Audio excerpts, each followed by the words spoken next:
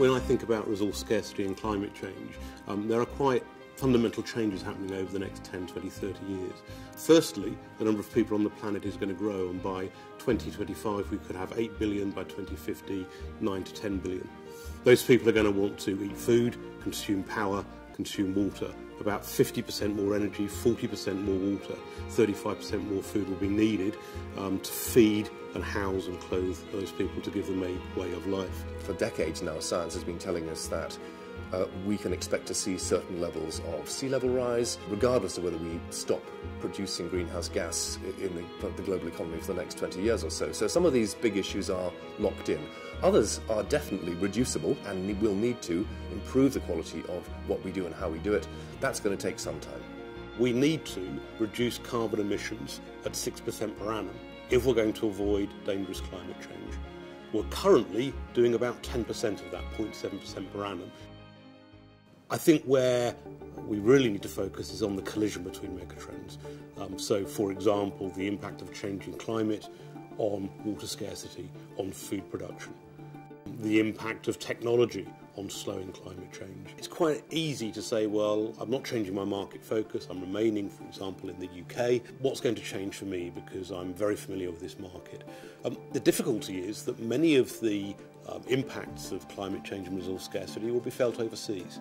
But because of the global nature of supply chains in particular, then those impacts will come back to the UK. How fast is this change happening? Where will it happen? I'm buying my cocoa from Ghana. How long will cocoa grow in Ghana? I'm buying my coffee from Uganda. How long will it grow in Uganda? If we warm the planet to 2 degrees or more, which would be a bad thing to do, no more coffee grows in Uganda, no more cocoa grows in Ghana. So you better start planning your alternative growing areas pretty soon.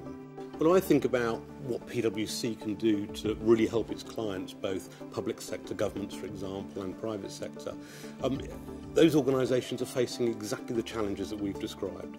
And if we can begin to translate our understanding of the megatrends into business issues, for example, how do I think about my corporate strategy in a way that looks at the new market opportunities for new technologies, for example? What risks do I face in my supply chain? How do I reduce cost and reduce dependence on scarce natural resources? Smart companies are looking at something like water and mapping the world over the next few decades and saying, where are the people going to be? Where's the water going to be? Can we honestly justify a heavy water footprint? The Chinese import vast amounts of water-intensive products like beef, for example, from wetter parts of the world. They don't want to produce beef in China. They want to use their water for something else. So it's already becoming a virtual currency.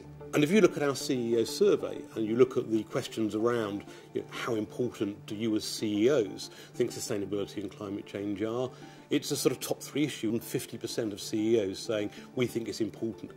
I remember as a child my father always saying to me, turn off the lights, boy. In fact, it's now my children saying that to me. So I think we're seeing a generation of behavioural change, which perhaps will be the most important way that we can personally take some responsibility for avoiding dangerous climate change.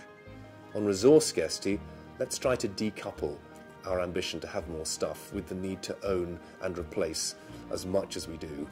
And that doesn't need to be a bad place. That doesn't mean to say you're darning your socks for the next 30 years, but it does mean waste less, choose carefully, and be aware. I think we have an absolutely brilliant opportunity to help our clients understand the global context of these megatrends, both from a domestic market point of view, but as they expand overseas, and we're a global firm. We all know that prevention is better than cure.